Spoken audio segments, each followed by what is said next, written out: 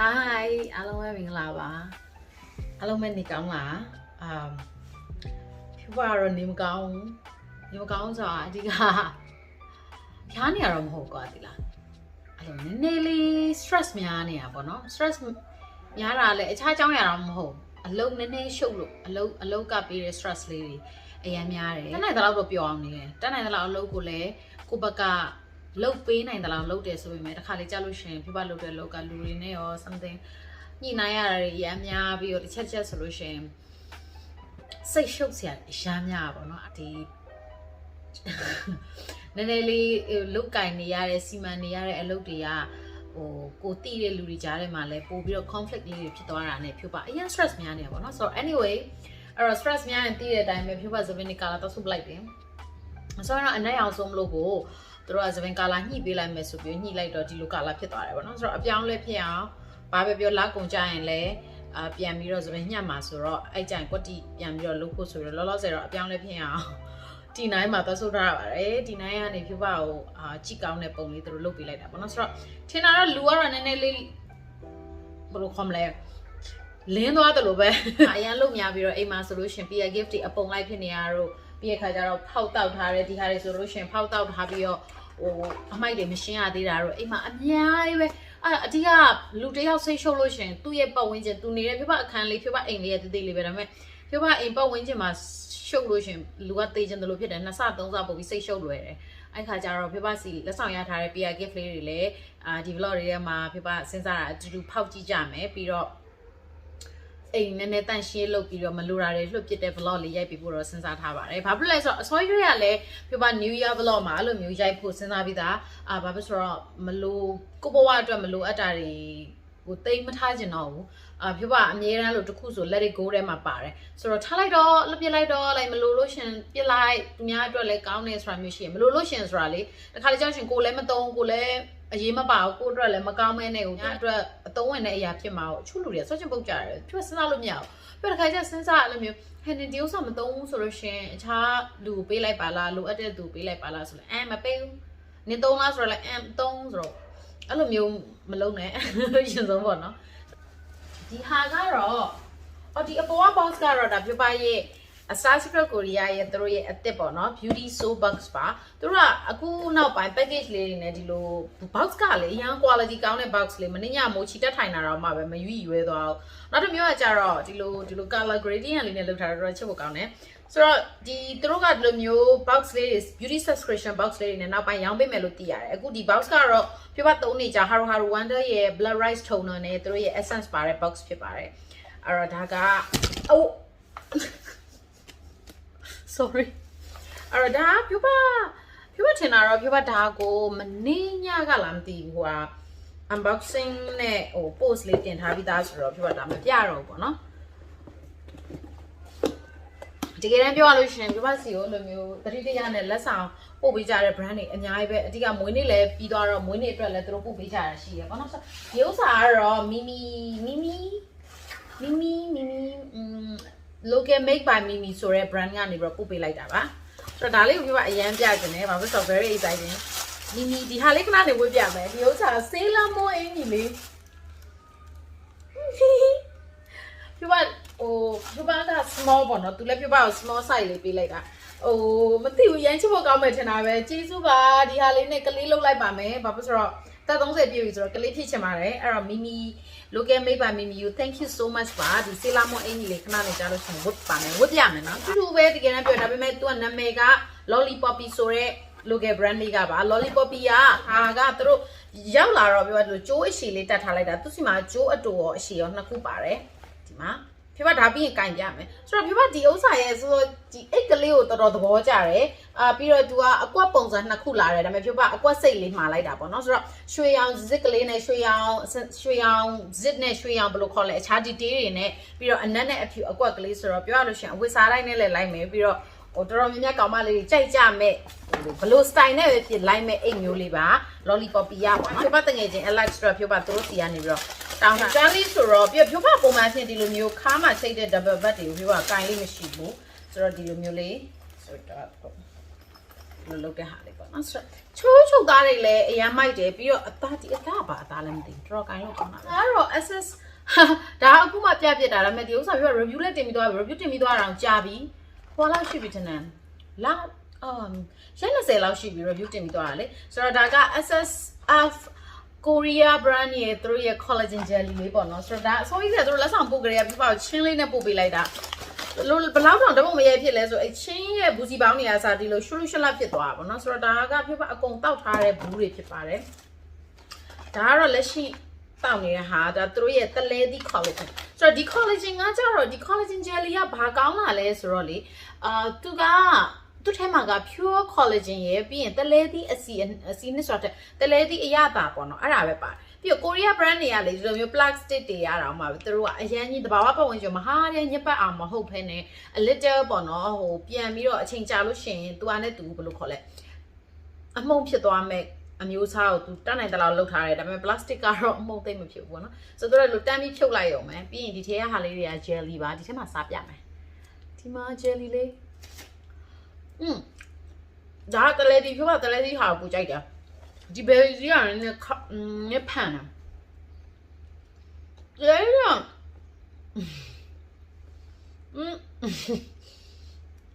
ဒီ jelly ကလေလို့ပါဇက်တဲ့ကိုရှော့ပလဲရှော့ဆိုပြီးဝင်သွားဖို့အရန်လွယ်ဒါပေမဲ့သူ့ကိုဝါစားပေးဖို့အရေးကြီးတယ်မဟုတ်လို့ရှင်ဒီဘယ်လိုခေါ်မလဲဒီ jelly တစ်ခုမှာ collagen 1000အားအောင်ပါတော့ dissolve မဖြစ်ဘဲနဲ့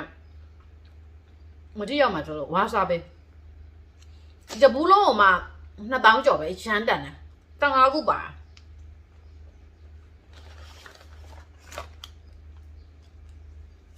15ခုမို့အခု20ပါ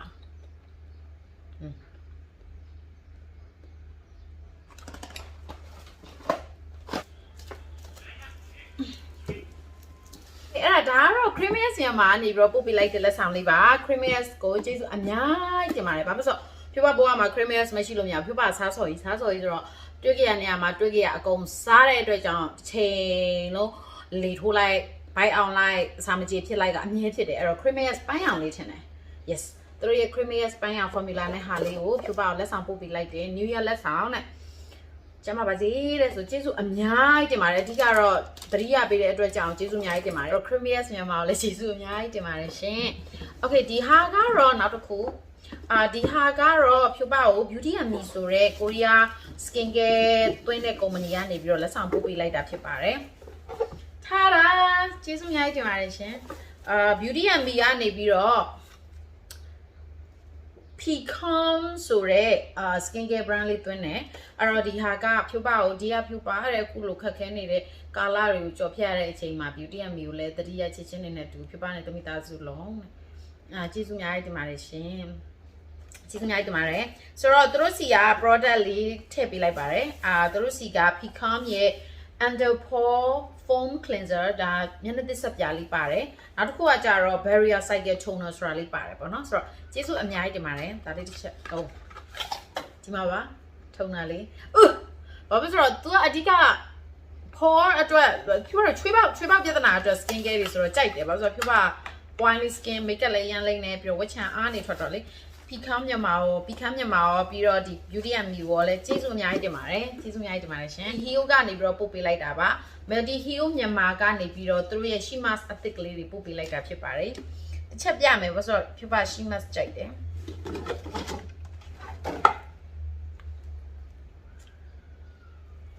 ရှိမတ်လေးတွေကဒီလိုပုံစံလေးတွေသူတို့အစ်စ်ထင်တယ်ဘာလို့ဆိုအရင်ကတည်းက mBuyy product တွေအကုန်လုံးသုံးဘူးတယ်သူတို့ရဲ့ဒီ serum mask လိုမျိုးဒီ ampoule လေးတွေချိုးထားတဲ့ပုံစံ mask လေးတွေအရင်နာမည်ကြီးရပေါ့နော်ဆိုတော့ဒီဥစ္စာက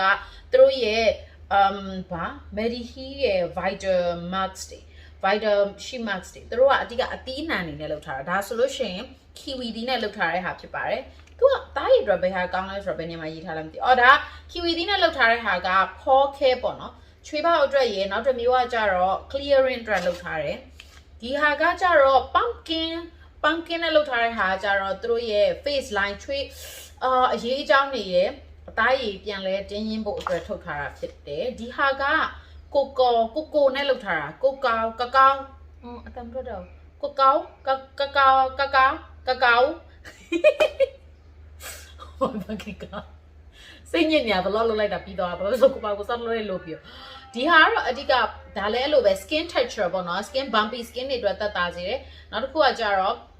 ချွေးပေါက်တက်တာစေတယ်ချွေးပေါက်တန့်ရှင်းရေးလုပ်ပြီးတယ်ဒီဟာကတော့ acai berry နဲ့လုပ်ထားတာ acai berry နဲ့လုပ်ထားတဲ့ဟာကအသားရောင်အသားရောင်ပြန်ပြီးညီစေတယ်ပြီးတော့အသားရည်ကိုအားကောင်းစေတယ်တဲ့မလေးဒါကတော့ပြပတို့သိတဲ့အတိုင်း lemon lime နဲ့လုပ်ထားတယ် lemon ပေါ့နော်ဒါကကြတော့သူက skin brightening အသားရည်ဖြူစေတယ်ဒီဟာလေးကတော့တလဲသီး pomegranate နဲ့လုပ်ထားတာတလဲသီးနဲ့လုပ်ထားတဲ့ဟာကတော့အသားရည်တင်းရင်းစေမယ်ပြီးတော့အသားရည် hydration အဲ့ဒါအတွက်ပါဆိုတော့ကျေးဇူးအများကြီးတင်ပါတယ်ပြပသုံးပြီးလို့ရှိရင် review လေးလုပ်ပေးပါမယ် sorry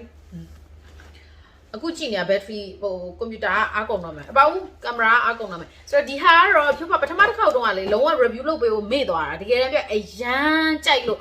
သုံးချပလိုက်ပြီးတော့လုံးဝ review လုပ်ပေးဖို့မေ့သွားဘူးတော့မရှိတော့အဲ့ဒါဘာလဲဆိုလို့ရှိရင် fake in face ဆိုတဲ့ brand ကပါဆိုတော့သူတို့ရဲ့အဓိက she mask တွေရဲ့သူတို့ရဲ့ဒီဘယ်လိုခေါ်လဲဝေးဘယ်လိုပြောအောင်လဲ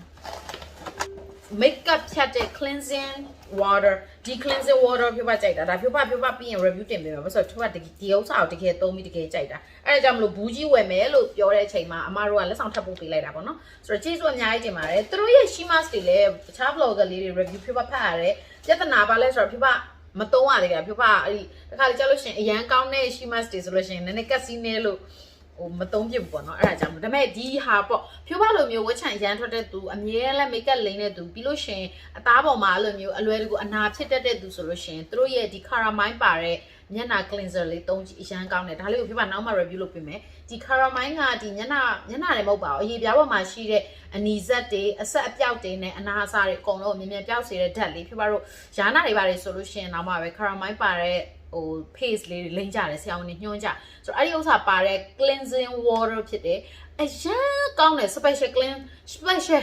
နှာခမ်းမျက်လုံးအကုန် cleanse လုပ်ရတဲ့အပြင်ကိုယ့်ရဲ့ချွေးပေါက်ထဲကကြီးတွေနဲ့မျက်နှာမှာအနာရှိရင်လုံးဝဆက်တာမဟုတ်ဘဲနဲ့ तू ကပါအနာကိုတက်တာစေတဲ့ဓာတ်ပါတာဖြစ်ပါတယ်အဲ့ဒါကြောင့်ဒါလေးကိုတီးတန့် review လေးလုပ်ပေးပါမယ်ဖြိုးပါ site အကြီးလေးရပြီဆိုတော့ special သုံးပါမယ်ရှင်ကျေးဇူးအများကြီးတင်ပါတယ်ဒါလေးပြန်သိမ်းထားလားကျေးဇူးအများကြီးတင်ပါတယ်ရှင်โอเคဖြိုးပါဒီဥစ္စာလေးရမ်းပြကြတယ်ဒါလေးပြင်ခဏ blog လေးကိုရက်ထားအောင်ဘာလို့ဆိုဖုန်းအသွင်းလာအောင်ပါ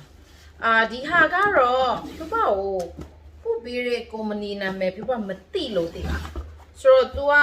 ဒီလိုလေးလာတယ်သူရဲ့ဒီစာအိတ်ကလေးကိုကြည့်ဒီစက်ကူလေးတွေကသူတို့သိချာ eco friendly eco ဘယ်လိုခေါ်လဲ eco စက်ကူလို့ခေါ်တယ် eco paper လို့ခေါ်တယ်ဒီစက်ကူတွေကစာ recycle လုပ်ထားပြီးတော့တိရွက်ကလေးတွေကိုသိချာ press လုပ်ထားတဲ့ဒီစာအိတ်လေးဖြိုးပါတင်ထားပါမယ်ဒီဟာကတော့ပိုမီလိုမြန်မာဟုတ်တယ်ပိုမီလို made in မြန်မာဆိုတဲ့ brand ကပါဖြိုးပါကိုသူတို့တွေလုံးဝ eco friendly ဖြစ်တဲ့ packaging လေးနဲ့ထုတ်ပေးလိုက်တာပေါ့နော်ပြီးတော့ဒီမှာဒီလိုလေး pack လုပ်ထားတယ်ဒီစက်ကူလေးဖြိုးပါတခြားသိမ်းထားမယ်ကြိုက်တယ်အထဲထဲမှာတော့ထာဒါခြေသားအင်ကြီးလေးဒါပြီးရင်ခဏနေလို့ရှင်ဖြိုးပါ try on လုပ်ပြပေးမယ်ခြေသားအင်ကြီးလေးပါဒါ size ဘယ်လောက်လဲမသိ free size လားမသိဒီ size ဆိုတော့တော်လောက်ပါတယ်ဆိုတော့ဖြိုးပါပုံမှန်အဖြစ်နည်းနည်းသေးလို့လေနောက်တစ်ခုကကြတော့ညဝင်းကြီးလားမသိ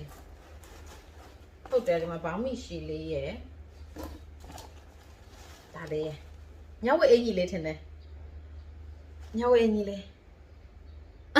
အားတို့ဖြင်စားတို့ပိတ်စားတို့ဒီလိုမျိုးကိုယ့်ရဲ့အပြင်ကတွေ့တဲ့တရွက်လေးတွေပန်းကလေးတွေပန်းပွင့်ဖတ်လေးတွေနဲ့အဲ့လိုမျိုးလှုပ်ထားပြီးတော့မှ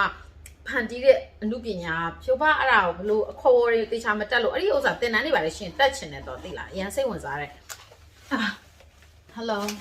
ဆိုတော့အခန်းထဲရောက်လာပြီ။ဒါလေးကတော့အမှတ်တရဖြစ်ဆုံးမယ်။ဒါလဲဆိုတော့ဒါကဖြူပါကိုဖြူပါ follow ရတဲ့ပျော်ပွဲညီမလေးတယောက်ပေါ့နော်။ဆိုတော့သူကိုယ်တိုင်ဒါသူကတင်တာရေမွေးအဖက်ကလေးတွေနဲ့သူတို့ဒီပန်းကတသက်လုံးမညို့တော့ဘူးပေါ့။ပုံမှန်ရတဲ့နင်းစီဘယ်လိုခေါ်မလဲ။နင်းစီပန်းစီထက်ဒီပန်းစီကမညို့တော့တဲ့နင်းစီပန်းစီပေါ့နော်။ဆိုတော့ကျေးဇူးအများကြီးတင်ပါတယ်ဒီဒီဇိုင်းနဲ့ပို့ပေးရတဲ့ပြီးတော့တသက်လုံးမညိုးတော့မဲ့ဟာဖြစ်တဲ့အတွက်ကြောင့်ဖြူပါတော်တော်လေးသဘောကျတယ်အရင်ကြိုက်ပါတယ်ပကြီးကားပုစီလေးတစ်ချက်ထက်ရထားတယ်အဲ့ဒါလေးပြချင်တယ်အဲ့ဒါကလေမူချီလုံးလိုက်လို့တော့ဘောင်းအောင်နည်းနည်းကွဲသွားတယ်ဒါပေမဲ့ဖြူပါကော်ပြန်ကတ်ထားတယ်ဒီဟာလေးပါဖြူပါဘယ်ဟာအပေါ်ဘယ်ဟာအောက်ဘယ်ဟာဒီလိုလားမသိဘူးဒါပေမဲ့ဒီဥစ္စာလေးက fundraising လုပ်ဖို့အတွက်ပကြီးဆွဲတဲ့ဒီ artist ကယောက်ျားလေးလားမိန်းကလေးလားလည်းမသိချင်မသိတော့ဒါပေမဲ့ fundraising လုပ်ဖို့အတွက်သူကသူ့ရဲ့ဒီဥစ္စာလေးကိုပေါင်လေးခတ်ပြီးတော့ရောင်းပေးတဲ့အတွက်ကြောင့်ဖြူပါဝယ်လိုက်တယ်ဖြူပါမွေးနေတော့အမှတ်တရပေါ့နော်ဒါဖြူပါထင်တာ3000ခွဲလား4000လားပဲပေးရပါတယ်ဒါပေမဲ့ကိုမွေးနေမှာလည်းကိုလိုချင်တဲ့ဒီ colorful ဖြစ်တဲ့ဒီလို earth frame လေးတစ်ခုရတာရယ်ပြီးတော့လှူလိုက်ရတဲ့အတွက်ကြောင့်ဖြူပါကတော့ပျော်တယ်အဲ့ဒါဖြူပါမွေးနေမှာဖြူပါဝယ်လိုက်တဲ့ဟာလေးပါကြီးဟူးနောက်ပိုင်းကျလို့ရှင်တော့ဖြူပါအိမ်လေးကပြောလို့ရှင်တော်တော် colorful ဖြစ်တဲ့ပစ္စည်းတွေနဲ့များနေမှာပဲ Okay နောက်တစ်ခုကတော့ဒီ Mellow မြန်မာနဲ့ပို့ထားတဲ့ PR gift လေးဖြစ်ပါတယ်ဒီမှာပါဒါကတို့အထုပ်ကလေးထည့်ပေးလိုက်တာပါနော်ဆိုတော့ Mel ဒီမှာကြည့်အောင်ရမ်းချစ်ဖို့ကောင်းတယ်ပြအရမ်းသဘောကျရပဲဒီချင်းလေးကိုလေဒီတိုင်းလေးပဲထားမယ်လို့စဉ်းစားရတယ်ဘာမှတော့မသုံးတော့ဘူးမကြည့်စစ်စားလေးပြအထက်ပစ္စည်းတော့မသုံးရသေးဘူးMellow မြန်မာနဲ့ဖြူပါကို silicone paraben တွေမှာပါပဲတဲ့တဘာပစ္စည်းနဲ့ပဲထုတ်ထားတဲ့ Mellow ရဲ့ hair care product လေးတွေစမ်းသုံးကြည့်ပါနော်တဲ့တဘာပစ္စည်းဖြစ်တဲ့အတွက်ကြောင့်တဲ့အချိန်တစ်ခုလောက်စိတ်ရှိရှိလေးဆွဲသုံးပေးပါတဲ့ဆိုတော့အဓိကတော့ Mellow မြန်မာဆိုတဲ့လူက make brand လေးကနေပြီးတော့ hair ပန်းလေးတွေပါတယ်ဖြူပါပန်းလေးပိုင်းကြိုက်တယ် hair Okay သူတို့စီမှာက product ဖြူပါကိုထည့်ပေးလိုက်တာ၄မျိုးပေါ့နော်ဆိုတော့ဒီမှာဆိုလို့ရှိရင်ဒီဟာက Mellow ရဲ့ vitamin enriched scented hair mist တဲ့သပင်ဖြန်းတဲ့ hair mist ပါဒီအနှံ့က blue ocean breeze ဆိုတဲ့အနှံ့မှာဒါပေမဲ့ဒီဥစ္စာ၃နည်းမှာတော့သူကခေါင်းလျှော့ပြီးတဲ့အချိန်မှာရေအနေငယ်ဆိုနေတဲ့သပင်ပေါ်ဖြန်းရမယ်တဲ့ဆိုတော့အခုလောလောဆယ်သပင်ကရေမစိုး6နေဆိုတော့ပြောမဖြန်းတော့ဘူးဒါကသပင်ကိုအနှံ့မှုေးစေတဲ့ mist လေးပေါ့နော်နောက်တစ်ခုကကြတော့သူတို့ရဲ့ Mellow ရဲ့ Blossom ဆိုတဲ့ hair growth and scalp care tonic hair tonic yes I like it so hair tonic ဆိုရဲကျွန်မဖြန်းမိရှင်သူကတော့အဓိကဥယျာဉ်ပြားကိုဖြန်းရမှာပေါ့နော် hair tonic တော်တော်များများတော့ဥယျာဉ်ပြားပဲမလို့လဲဖြန်းမယ်ဟောအနှံ့တော်တော်မှုေးတာပဲပြပါ hair tonic ဆိုဒီနာဖြန်းတယ်ဘာဖြစ်လို့ပြပါသပင်တစ်ခါလေကျစီးလို့ရှင်မိတ်ကလေးတွေအိမ်နာတွေဖြစ်ပြောင်းလာတတ်တယ်အဲ့ဒါဆိုလို့ရှင်သပင်အရှိမြောင်မှာအဲ့တော့ Mellow မြန်မာဒီ product လေးနှစ်ခုစိတ်ဝင်စားရဲဆိုလို့ရှင် comment မှာမှန်ခဲ့ပေးပါပြပါလူစိတ်ဝင်စားတဲ့ဟာလေးကိုတီချာဆွဲသုံးပြီးတော့ review လုပ်ပေးပါမယ်ဟာ what the fuck မိပြတော့ပြီ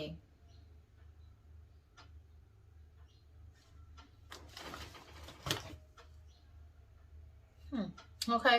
ဒီဥစ္စာကတော့ Mellow မြန်မာရဲ့ soft and shine beer shampoo တဲ့ဆိုတော့ပြောလို့ပြောရမဟုတ်ဖြိုးပိုင်ငယ်တုန်းက Western မှာဘန်ကောက်သွားတော့ပထမဆုံးမြင်ဘူးရဲဆိုပေမဲ့အရင်တုန်းကစင်ကြီးဟာလာမသိ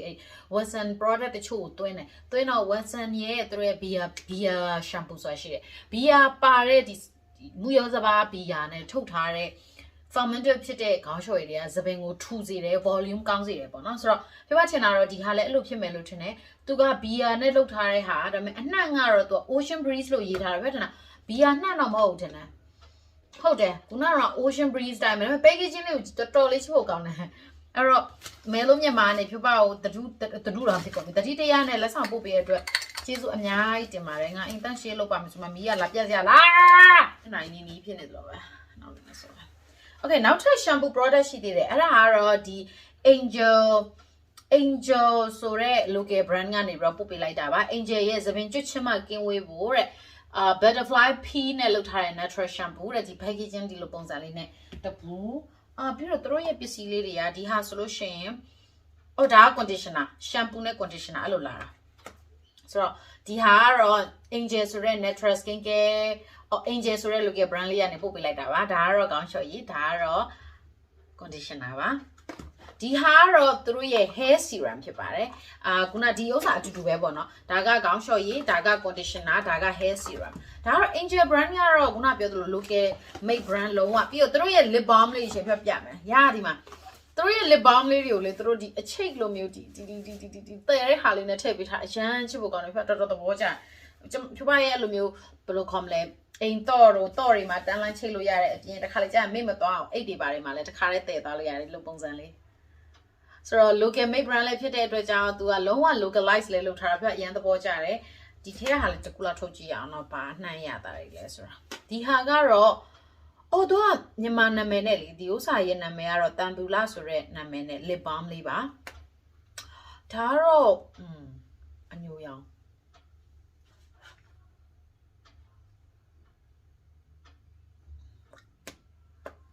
တိတ်တော့မမြင်ရဘူးဟိုကတော့ဒါကတော့ပြောပါ review ပေးမှာအတိအကျပဲဆိုတော့ပြောပါအစောကြီးတွေက KMA ရဲ့ပါနီကလေးတွေလက်ဆောင်ရထားကြပြီအဲ့ဒါ review ကိုတော့စဉ်းစားတာဒီလောက်ကုန်လောက်ပေါ့နော်ပေးမယ်လို့စဉ်းစားတာပဲဆိုတော့ဒါ1000အောက်ပဲပေးရတယ်အရန် quality ကောင်းတယ်ပြောပါဟိုတနေ့ကတော့ makeup tutorial တခုတင်ထားတယ်အဲ့ထဲမှာလည်းအဲ့ဒီပါနီလေးပဲပြောပါသုံးထားတာအရန်တော့လည်းလုံးဝအမုံမထွက်ဘူး okay အဲ့တော့ဒါကတော့ KMA ကနေပြီးတော့ထုတ်ထားတဲ့သူတို့ရဲ့ပါနီကလေးတွေပါနာမည်ကကြတော့ color on all in one blusher လို့ခေါ်တယ်ပြောပါအကြိုက်ဆုံးအရာကတော့ဟိုပါsummer vibe ဆိုတဲ့အရာလေးပေါ့လုံးဝ rosy color blush လေးအမုံလုံးဝမကြောက်ဒါက1000အောက်ပဲပေးရတယ်ပြောချင်တာ9000ဝန်းကျင်ပဲ9500ကနေ9000ဝန်းကျင်ပဲအဲ့တော့ဒီပါနီလေးတွေက KMA brand လေးတော်တော်များများသိပြီးသားဆိုတော့အဲ့ brand ကပါနီလေးတွေပြောနောက်မှ review တင်ပေးမယ်အားလုံးပဲကြိုက်မယ်ထင်ပါတယ်မျက်နှာရဲ့အနာအစာတွေကိုလူတော်များများ video ထဲမှာဒါမမြင်ရဘာပဲပြောအနီးကကြည့်မယ်ဆိုလို့ရှိရင်ဘာပဲပြောကွမ်းလာပြီအဲ့တော့ဖြူပါကဒီ Essential ရဲ့ hyaluronic water mist ကဖြူပါ review လေးပေးပြီးသွားပြီ review ပေးတော့ကနောက်ဆုံးဘူးကုန်သွားတော့သူတို့စီကနေဖြူပါ2000ခွဲ3000လားမသိအဲ့ဒါနဲ့မှာထားတာဖြစ်ပါတယ်အဲ့ဒါပြီးတော့သူတို့ကတခါတဲ့ beautiful page ကနေဖြူပါကို shimas လေးလက်ဆောင်ပေးလိုက်တာထားတာဆိုတော့ဒီ shimas လေးလည်းဖြူပါအရင်ကတည်းက review တင်ပြီးသားဒါပေမဲ့ထပ်တင်ပေးပါမယ်เนาะဒီနှစ်ထဲမှာလေတော်တော်များမသိသေးတဲ့သူတွေအတွက်ပါ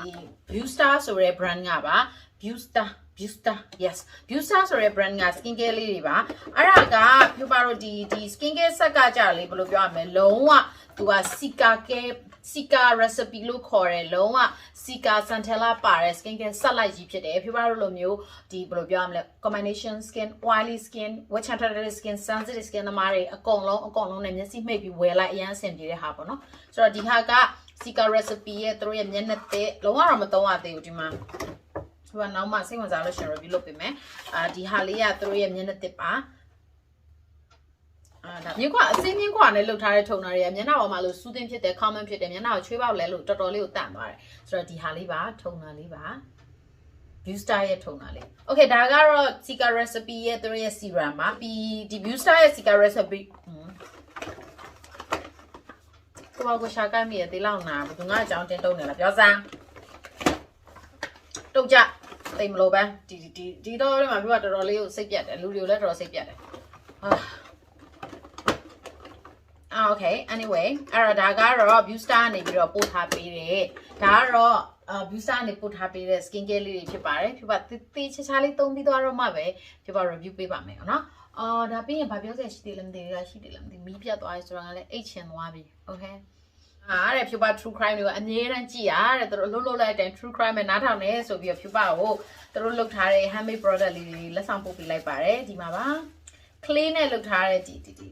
coaster လေးပေါ့နော်ဖြူပါအမြဲ coffee တောက်တော့ coffee ကွက်လေးတင်တာဖြစ်ရေကွက်လေးတင်တာဖြစ် something တခုတင်လို့ရတယ်ဖြူပါ skincare product လေးတွေတင်ပြီးတပုံရိုက်တာဖြစ်ပါဒီ product လေးတွေဒီ clay နဲ့လုပ်ထားတဲ့ coaster လေးတွေကအခုခေတ်ထဲမှာအရန်ခေတ်စားလာအခုခေတ်ဆိုတာမနှစ်ကလေးရပါဆိုတော့တော်တော်များများလည်းလုပ်ကြတယ်ဖြူပါကတော့ကြိုက်တယ်အားပေးကြပါအောင်နော်ဒီဟာလေးက wine ခွက်ပဲတင်နေအကုန်လုံးအဆင်ပြေတယ်ပြီးတော့သူတို့ဖြူပါကိုဒီမှာ sunflower nugget လေးထည့်ပေးလိုက်တယ်ဆိုတော့ twin ဆိုတဲ့ညီမလေး2ယောက်ကလုပ်ပေးထားတာ twin ညီမလေးတွေထင်တယ်ဆိုတော့ကျေးဇူးအများကြီးတင်ပါတယ်ဖြူပါဒါလေးလည်းထည့်ပေးလိုက်တယ် sticker လေးတွေကျေးဇူးအများကြီးတင်ပါတယ်ဖြူပါလည်းပြောလို့ပြောမှာမဟုတ်ဖြူပါဒီနှစ်ထဲမှာဖြူပါ true crime လေးတွေပြန်ပြောဖို့တော့စဉ်းစားနေတယ်ဟိုဒါပေမဲ့အုံနောက်ပြက်နေတာတော်တော်များများပြောရဖြူပါအုံနောက်ကလို့လုံးဝမမှတ်မိလို့ live live လွှင့်ပြီးတော့အဲ့လိုမျိုး skin care makeup လိမ့်ပြပြီးတော့ live လွှင့်ပြီးတော့အဲ့လိုလူသက်ကောင်တွေကြောင့်မပြောပြတဲ့အဓိကအချက်ကဖြူကအုံနောက်ကမကောင်းတော့လို့ဖြူကမပြောပြတာလုံးဝမကောင်းအုံနောက်ကလေတော်တော်ဆိုးနေတာအဲ့ဒါလေးပါပဲ okay လောလောဆယ်တော့စိတ်ပြက်စရာမီးပြက်သွားပြီပေါ့နော်ဆိုတော့ဘယ်သွားပြီးလုံးလုံးကောင်းမလဲဒါမှမဟုတ်အိမ်ကောင်းမလားမသိဘူး A few moments later hi ကျမအေးရအောင်ရောက်သွားပြီဒါပေမဲ့အခုမှသတိထားမိတာဟိုကဘာလဲခုနဖုန်းလာတဲ့ delivery ခုနဖုန်းလာတဲ့ delivery လာပို့မယ်လို့တော့ပြောရပဲအခုအဲ့ဒါပြောပြမလို့ဖြိုးပါကစာဖတ်အရန်ပြင်းတယ်လေဒါပေမဲ့ဖြိုးပါအတွက်ဟိုမပြင်းမဲ့စာအုပ်ရှာတွေ့ထားတယ်အဲ့ဒါဝယ်ထားတယ်အဲ့ဒါအားလုံးပြမယ်ခဏလေးမပြင်းစေမဲ့စာအုပ်ထားတာကျမအတွက်ကတ်တုံးမင်းစော်ရဲ့ဘိုးဘိုးကတ်တုံးပါချုပ်ကတ်တုံးပေါင်းချုပ်ဘာလို့မြန်မာစကားတော့မတတ်တော့တဲ့ဂျိုသားမှဖြစ်နေတာ anyway ဆိုတော့ဒီမှာဘိုးဘိုးရဲ့ကတ်တုံးပေါင်းချုပ်စာအုပ်ကြီးဝယ်ထားပါတယ်ဖြိုးပဲဒီဥစ္စာ6500လားမသိဘူးရ6500ကျန်တယ်ဖြိုးပါ city mark ကနေဝယ်ထားတာ city mark မှာတွေ့လို့ဝယ်ထားငငယ်လေးကဘိုးဘိုရမ်းကြိုက်တယ်ဘိုးဘိုရဲ့ကတ်တုံးပိုးစာတို့ဘိုးဘိုတို့ဖြိုးပါဖတ်တာပါရှိအောင်မလားမိမှန်လေးဖြိုးပါမိမှန်လေးစာအုပ်တွေလည်းရမ်းကြိုက်တယ်ဖြိုးပါဆရာကြီးမိမှန်လေးစီကနေပြီးတော့စာအုပ်တွေစူးစမ်းဝယ်ပူတယ်ဒါပေမဲ့သူတို့ကမယောင်းပေးတော့လို့နောက်ပိုင်းပေါ့နော်အဲ့ဒါနဲ့ဖြိုးပါ live ပဲဆရာကြီး live လွှင့်လို့ရှင်အများနဲ့ live ကြည့်ရယ်ဆိုတော့အခုလောဆယ်မီးပြတ်နေတော့ဒါပဲဖတ်တော့မယ်အလုပ်လည်းမတွေးချင်ဘူးဘာလို့ဆိုတော့အရန်ကိုစိတ်တွေရှုပ်ပြီးတော့ဂျောင်ပိတ်နေပြီဘာလို့ကြောင်ပိတ်နေလဲဖြစ်သွားလဲဆိုတော့ခုနအင်တာနက်ပေါ်တက်လိုက်တာဟိုဦးကျော်ဟင်းရဲ့ဘေယိုးရှင်ထဲမှာလည်းမသိသူကအဲ့လိုမျိုးအရန်စိတ်ရှုပ်ပြီးတော့ဟိုဆူရှွန်းလဲတော့အော်နေရပြောချင်တော့ကွာအချောင်ပိတ်နေပြီတဲ့အဲ့နဲ့ဖြစ်ပါလဲချောင်ရန်ပိတ်နေစိတ်ကအရန်ကိုစိတ်တွေရှုပ်နေရအဲ့တော့ကတ်တော့မဖတ်ပြီးအိတ်နေလိုက်တာကောင်းတယ်like ကူပေးလေအချို့ချောင်ရတွေကစူးစမ်းနေလဲဘာမှမရလို့ရှင်စိတ်လျှော့လိုက်တာကောင်းဆုံးပဲငငယ်တော့ဆိုလို့ရှင်အဲ့ဘူဘူဟိုကတ်တွန်းနေတော်တော်များများအဲ့လိုလာစင်ထုတ်ကတ်တွန်းနေရှေ့ဆုံးမှာဘူဘူကအမြဲတမ်းပါလေးရှိတယ်အဲတခါလေကြာလို့ရှင်ရွှေသွေးမှာဘူဘူပါတယ်မိုးတောက်ပန်းမှာပါလားရွှေသွေးမှာပါလားမသိဘူဘူအမြဲပါဘူဘူကိုကြိုက်တယ်အော်ပြောဖို့မင်းလည်းပြပါစိတ်မြောက်မြောက်လည်းကြိုက်တယ်စိတ်မြောက်မြောက်တို့စိတ်ပေါက်ပေါက်တို့လည်း very good cute စိတ်မြောက်မြောက်ကစောက်တလဲကဘူဘူလည်းစောက်တလဲပဲဒါပေမဲ့အဲ့ဒါကြိုက်တယ်ဘိုးရဲ့ပြီးတော့သူ့ရဲ့ဒီထက်က ET ရဲ့ပေါ့နော် ET ကဘိုးခိုင်းသမျှအကုန်လှုပ်လိုက်ဘိုးခိုင်းသမျှ ET ကဆောက်လိုက်ထိုင်လို့အဲ့ဒါကိုအရန်ကြိုက်တာပြီးတော့ကတ်တွန်းကအရန်ယူရတယ်လေယူရဆိုတော့ကတ်တွန်းပုံစံကဂါဒီ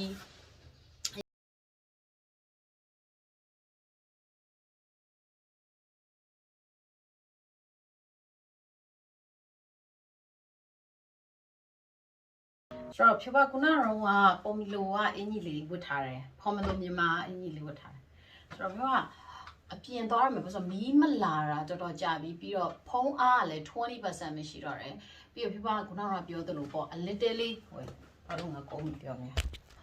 coffee ဆိုင်လေးတစ်ဆိုင်သွားပြီးတော့ဖုံးအားလည်းတွင်ရင်မုတ်လေးလည်းစားရင်ကွန်ပျူတာပဲတည်သွားမှာမသိအဲ့တော့အပြင်သွားကြတာပေါ့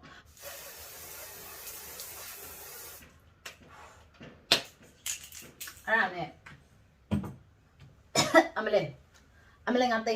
အဲ့လိုမျိုးလုပ်ပြီးဆိုလို့ရှင်အပြင်မထွက်ခင်အနည်းဆုံးမိနစ်20ကနေနိုင်ဝက်ကြိုပြီးတော့ sunscreen လိမ့်ရတာဖြစ်ပါတယ်မဟုတ်လို့ရှင်အပြင်ထွက်ခါနေကျမလိမ့်တာတော့အပြင်ရောက်တော့မှလိမ့်တာတော့ထိရောက်မှုဆိုတာတပါးပဲပြောနေကိုချက်ချင်း sunscreen အလုံးမလုပ်ဘူးတမ်းပြီးမကာကွယ်ပါဘူးအဲ့တော့ဒါတိထားတင်တယ်လို့ထင်လို့ပြောပြတာဖြစ်ပါတယ်ဒီညီလေးပြပနဲ့ကွက်တီပဲပြတော့ဘောကြတယ်ပေါ့ပပလေးနဲ့ခြိသားလေးဆိုတော့တော်တော်လေးလည်းအေးရနေလို့ကောင်းပြပတော့ဂျင်ပေါင်းမီနဲ့ပဲဆိုတော့စကတ်လေးနဲ့ပဲဝထမိန်လေးနဲ့ပဲအဆင်ပြေမှထင်တာပဲမောင်နေတော့တေချာမမြင်ရအောင်ဖြစ် anyway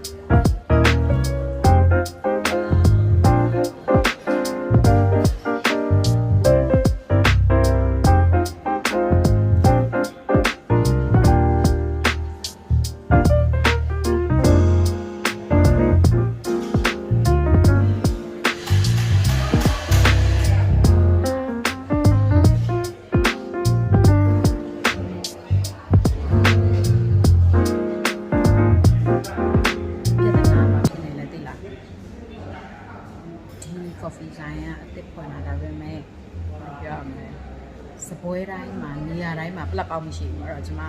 ပုံကအာမသွင်းရအောင်ညှော်လင်းချက်ကြီးနဲ့လာခဲ့တာဒီမှာအသွင်းမဲ့ဆိုပြီးတော့အာမသွင်းရအောင်ဖြစ်သွားတာပေါ့နော်အဲ့တော့မုတ်ပြီပဲကွာလာပြီးပြန်တော့မယ်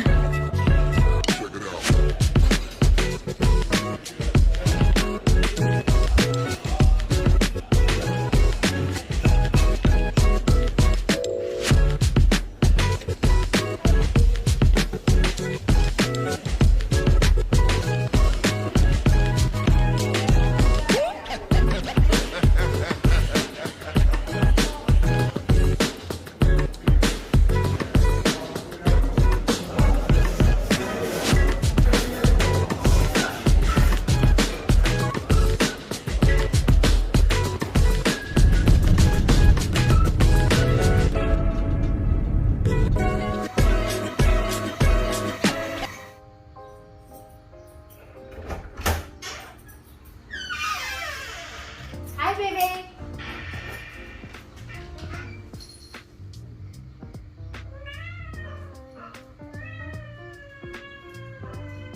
ฮะ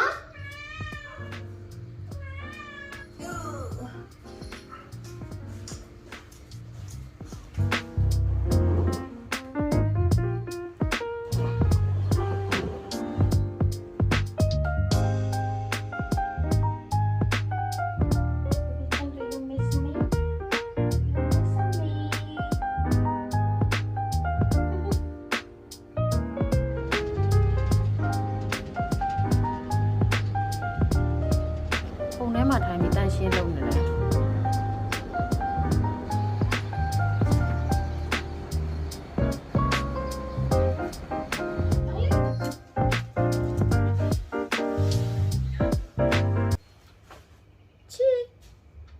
ပြီးတော့ပြောပါ peer gift လေးရနေတယ်ဆိုလို့ဒီဟာကဂတီခတီKHATI ခတီ sorry ပါ pronunciation မှားသွားလို့ရှင်ခတီအဲ့ဒီစားခြင်းနဲ့ဟာရီကိုစားခဲ့တယ်တောက်ခြင်းနဲ့ coffee တောက်ခဲ့တယ်အိုးဘေဘေနန်းကြီးကြိုက်လား do you like it skin type အတွက် green tea scrub လေးပါမွေးတယ်တော်တော်မွေးတယ်ပြီးတော့သူ့ပုံစံဟိုလိုမျိုးအစီအရန်ကျန်းတဲ့ exfoliating body scrub မျိုးမဟုတ်ဘဲနဲ့ cream type လာတာဆိုတော့ဖြစ်ပါထင်တာအသားရည်အတွက်ဆိုလို့ရှိရင်အဲ့လို smooth ဖြစ်မယ်ပြီးတဲ့ခါကျတော့အရန်မကျန်းတဲ့ scrub ဆိုတော့တော်တော်များများကြိုက်ပါလိမ့်မယ်ပြီးတော့ခဏနေလို့ရှိရင်တော့ခဏနေလို့ရှိရင်ဖြစ်ပါမနက်တော့ဝတ်ပြမယ်လို့ပြောထားတဲ့ဟိုလေးဝတ်ကြည့်မယ်ဗာလဲဆေးလာမွန်အင်ကြီးလေးဝတ်ကြည့်မယ်ဝတ်ချင်တယ်ဆေးလာမွန်呀，哎呀，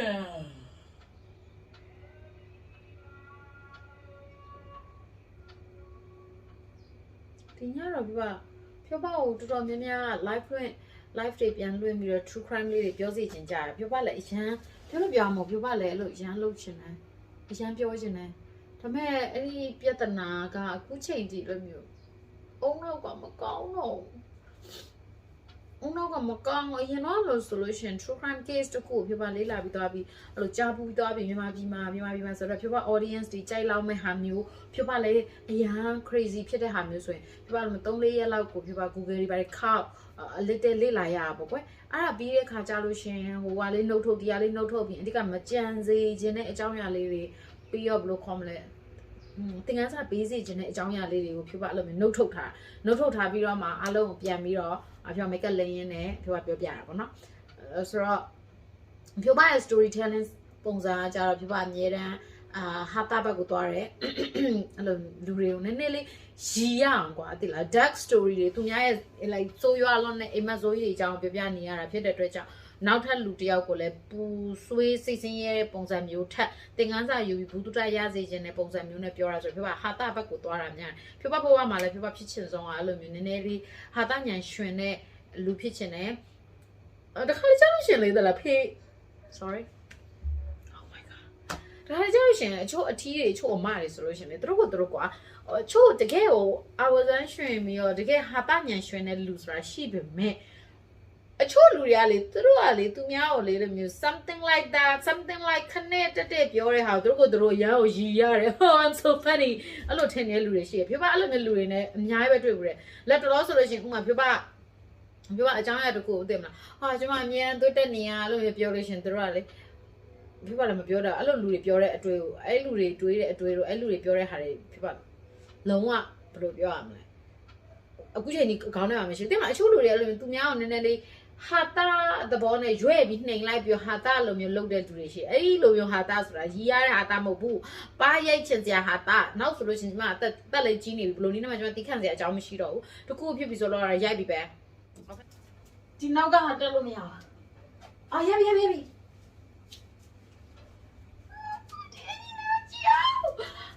ကျွန်မကြောင်းသူလေးဖြစ်သွားပြီကွက်တီပဲ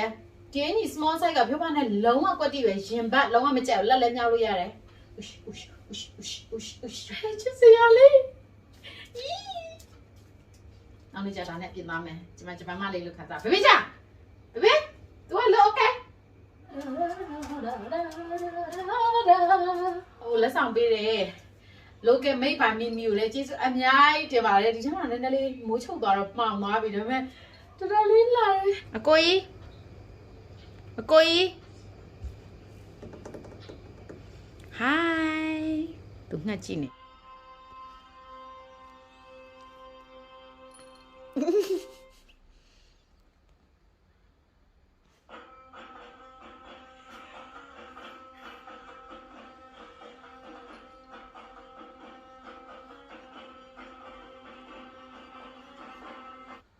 အရန်ကောင်းတယ်အဲ့ကပြပါတော်ကြိုက်တယ်တော်ကြည့်လို့ကောင်းတယ်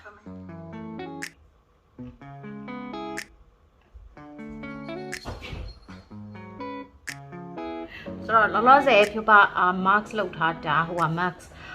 viho ရဲ့သူတို့ရဲ့ဒီဖြိုပါ3နဲ့ review ပေးထားပြီးသားလေviho ရဲ့သူတို့ရဲ့ purple mask လေ matcha purple mask ဒီဥစ္စာဖြိုပါလိမ့်ထားတာဟွာလောက်လို့ရှိပြီနဲ့5မိနစ်ကျော်လောက်လို့ရှိပြီဖြိုပါပုံမှန်ဖြင့်10မိနစ်to 15မိနစ်ထားတယ်အခုချိန်မှာကျတော့ तू က sorry စောင့်နေထိုင်နေတယ်မရတော့စိတ်မထိန်နိုင်တော့ဆိုတော့ तू ကကျတော့အဲ့လိုမျိုး mask သုံးပြီးသွားပြီဆိုလို့ရှိရင် तू မျက်နှာမှာအဲ့လိုမျိုး bubble လေးတွေကမျိုးစီနဲ့အဓိကချွေးပေါက်လေးတွေကို cleanse လုပ်ပေးတယ် detox လုပ်ပေးတယ် exfoliate လုပ်ပေးတယ်ပေါ့နော် तू ကရန် gentle ဖြစ်တယ်ဖြစ်ပါနေ့တိုင်းသုံးတယ်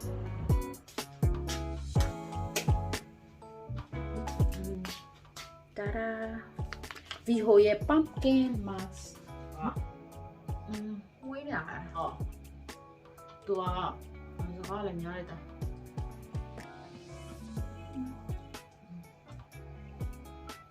အမလေးငါဆိုဒီမှာလဲ okay အဲ့တော့ဒီ she mask သုံးပြီးလို့ရှိရင်တော့ဖြူပါအိတ်တော့မယ်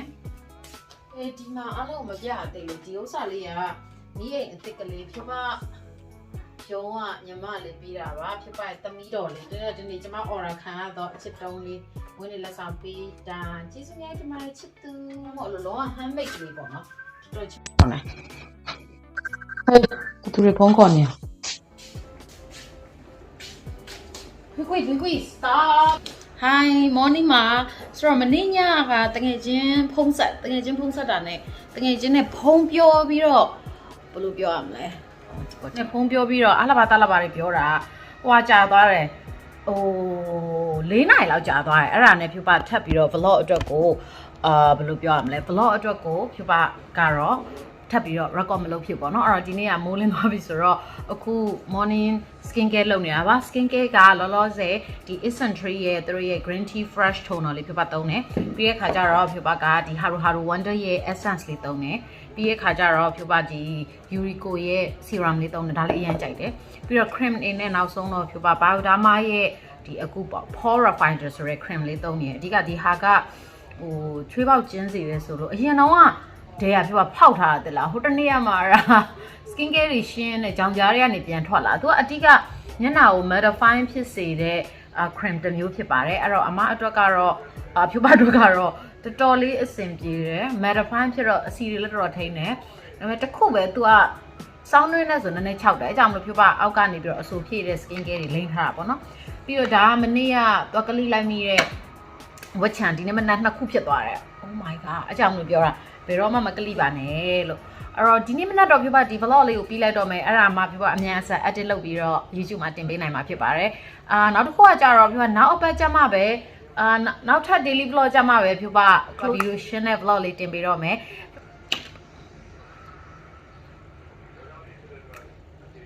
Phyopa channel လေးကိုလည်း subscribe လုပ်ပေးခဲ့ပါနော်